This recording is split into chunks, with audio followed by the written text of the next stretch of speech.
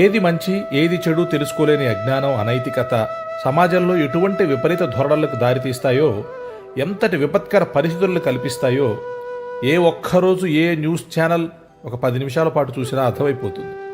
ర్యాంకుల వేటే లక్ష్యంగా సాగే నీటి చదువులు పరిపూర్ణమైన పౌరులను తయారు చేయడంలో విఫలమవుతున్నాయి. ఒక విద్యార్థి పతనమైతే ఆ బాధ్యత గురువులు మరియు తల్లిదండ్రులదే. మార్కుల వేటలో అలసిపోతున్న నేటి విద్యార్థులకు 4 మంచి మాటలు చెవిని వేయాలనే ప్రయత్నమే ఇది. ఈ పద్యాలు ఎంతమంది చదువుతారో తెలియదు, కానీ చదివిన వారు వీటిలో ఉన్న విషయాన్ని తమ పిల్లలకు చెప్పాలని నా ఆశ, ఆకాంక్ష. ఇది కేవలం చీకటిలో ఒక చిరు దీపం వెలిగించే ప్రయత్నం మాత్రమే. విద్యాబోధన ఒక బాధ్యతగా స్వీకరించి నిజాయితీతో కర్తవ్యం నిర్వహించే ఉపాధ్యాయులకు, తమ పిల్లలు ఉన్నత విలువలు పాటించాలని తాపత్రయపడే తల్లిదండ్రులకు, పెద్దల మాట చెవిని పెట్టని చిన్నారులకు నా ఈ పలుకు దివ్యలు అంకితం. పొడిచేటి సాయన్నాచార్యులు.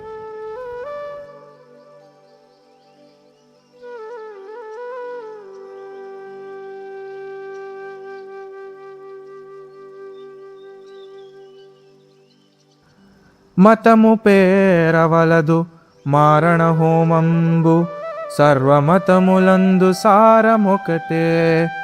మానవతను పంచు మతమే సమ్మతమురా, సత్యమైన బాట సాయి మాట.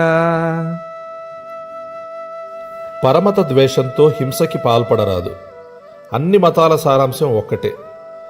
అన్ని మతాల కంటే గొప్ప మతం మానవత్వం. మానవత్వాన్ని మించిన మతం మరోటి ఉండదు అని ఈ పద్యం ద్వారా కవి చెప్పదలుచుకున్నారు.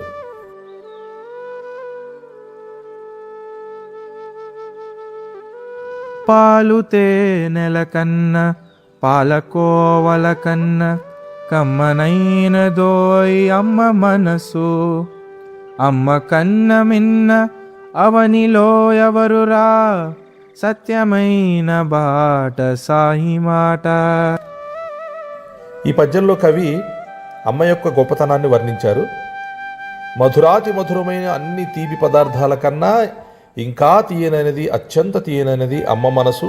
చాలా ఉన్నతమైనది మరియు మధురమైనది. తల్లిని మించిన దైవం మరొకటి లేదు. ఇది సత్యం.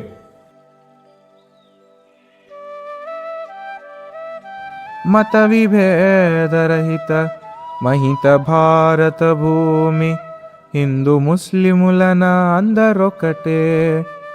మత పిశాచి వగుచు పతనమైపోకుమా, సత్యమైన బాట సాయి మాట.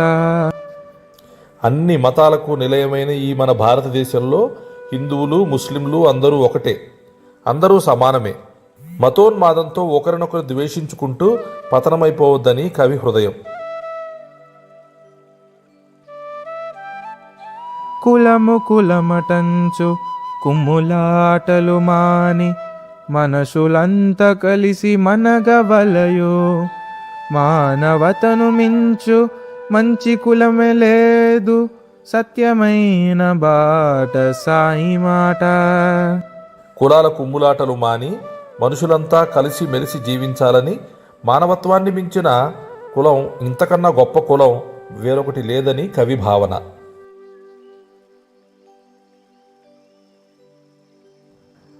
కళ్ళ మాటలెప్పుడు కథలుగా వినిపించి, మంచి చెలిమి చెరుపు వంచకులను తెలిసి మసలు కొనిన కలుగురా శ్రేయమ్ము, సత్యమైన బాట సాయి మాట.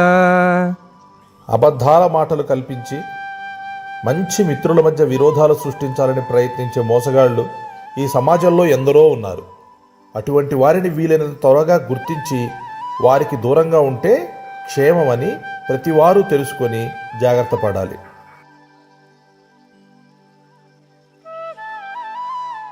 పలుక నేలవాడి ములుకుల పలుకులు, మనసు గాయమెవడు మాన్పగలడు. ఒక్క దురుసు మాట పెక్కు కత్తుల వాడి, సత్యమైన బాట సాయి మాట. కఠినంగా మాట్లాడే వారి వల్ల ఎదుటివారి మనసు ఎంత బాధపడుతుందో పరుషవాక్కులతో ఇతరులను హింసించే స్వభావం కలవారు గుర్తించి మంచిగా మారడానికి ప్రయత్నించాలి.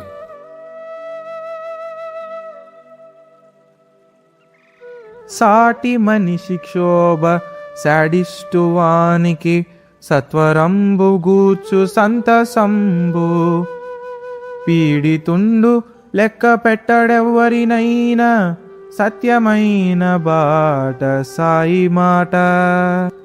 సాటి మనిషి బాధపడుతుంటే చూసి సంతోషించేవాడే శాడిస్ట్.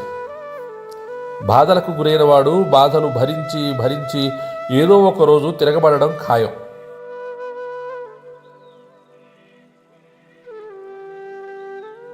హరిగల గుహ ముందు తిరుగు నక్కనుగాంచి విపిన మృగములన్నీ బెదరిపారు.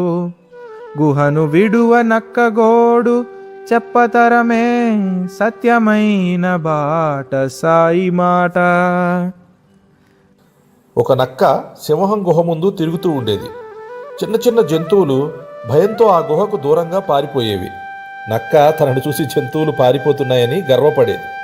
నిజానికి నక్కను చూసి కాదు, ఆ గుహలో సింహం ఉందనే భయంతో జంతువులు దూరంగా పారిపోయేవి. గుహను విడిచి బయటికి వస్తే నక్క బ్రతికేంటో అప్పుడు తెలుస్తుంది. అదేవిధంగా కొందరు గొప్పవారి నీడలో వారి పంచాన బతుకుతూ వారి వల్ల వచ్చే గౌరవం, అధికారం, హోదా అన్నీ తమవే అని భ్రమిస్తారు. ఆ గొప్ప వ్యక్తికి దూరం అయితే ఇతగాడిని ఎవరూ లెక్క చేయరు కదా.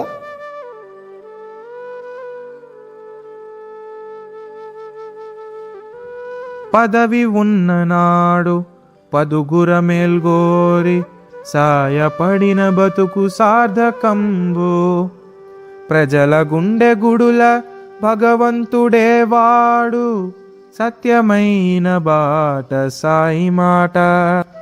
అధికారం ఉన్నప్పుడు ప్రజలకు అందుబాటులో ఉంటూ సాయం చేస్తూ మంచి పేరు సంపాదించిన అధికారి ప్రజల గుండెల్లో దేవుడిలా కలకాలం నిలిచిపోతాడు.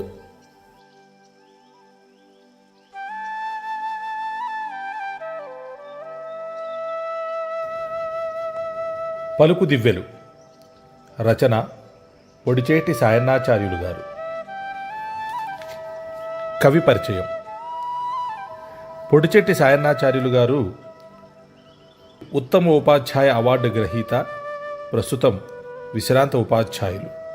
వీరు భద్రాద్రి శ్రీ సీతారామచంద్రస్వామి దేవస్థానం పూర్వ ప్రధానార్చకులు కీర్తిశేషులు శ్రీమాన్ పొడిచేటి వీరరాఘవాచార్యులు మరియు శ్రీమతి నరసమ్మ దంపతులకు 7వ సంతానంగా జన్మించారు.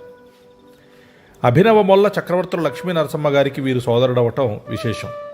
మహావాగ్గేయకారుడు భద్రాచలం రామదాసు గారు రాముని కైంకర్యం కొరకు ఏర్పరిచిన అర్చక వంశానికి చెందినవారగుట మరో విశేషం. ఇంతటి అదృష్టవంతులు, ప్రతిభావంతులు, సృజనాత్మకులు అయిన శ్రీ సాయన్నాచార్యులు గారు జన్మస్థలమైన భద్రాచలంలోనే విద్యాభ్యాసం కొనసాగించారు. విద్యార్థి దశలో ఉన్నప్పుడే తల్లిదండ్రులు, తోబుట్టువులు, చుట్టుపక్కల వారి సహచర్యంలో భద్రాద్రి రాముని పట్ల భక్తిభావం, కవితా వ్యాసంగం పట్ల ఆసక్తి, సాంస్కృతిక కళల పట్ల అభిరుచిని ఏర్పరచుకున్నారు. 18వ ఏటనే పాంచరాత్రాగమన దీక్ష తీసుకొని భద్రాద్రి శ్రీరామునికి తిరువారాధన మొదలుగా గల అనేక సేవలను నిర్వహించారు. సంతోషకరమైన జీవితాన్ని కొనసాగించారు. వివాహానంతరం ఉద్యోగరీత్యా చర్లమండలం సత్యనారాయణపురంలో ఉండిపోయారు. కవిత్వం రాయడానికి అనేక అంశాలు ప్రేరణనిస్తూ ఉంటాయి. కొంతమందికి ప్రకృతి ప్రేరణ అయితే కొంతమందికి శృంగారపరమైనవి స్ఫూర్తినిస్తాయి. అలాగే సమాజ పరిస్థితులు మరికొందరికి ప్రేరకమవుతాయి. సాయన్నాచార్యులు గారికి మాత్రం సహజ పరిస్థితులతో పాటు రకరకాల మనస్తత్వాలు గలవారి మధ్య సంచరించడం మొదలగు అంశాలు కలం పట్టించినట్లుగా వారు చెప్పడం జరిగింది. సహజంగా వీరికి రచనలు చేయటం పట్ల అభిరుచి మెండు. ఈ కారణంగా కలం పట్టిన తదుపరి 3 పూలు 6 కాయలుగా వీరి సంగీతం అభివృద్ధి చెందింది. గ్రంథ పఠనం, స్పందించిన వెంటనే రచనకి ఉపక్రమించడం వీరి హాబీలు.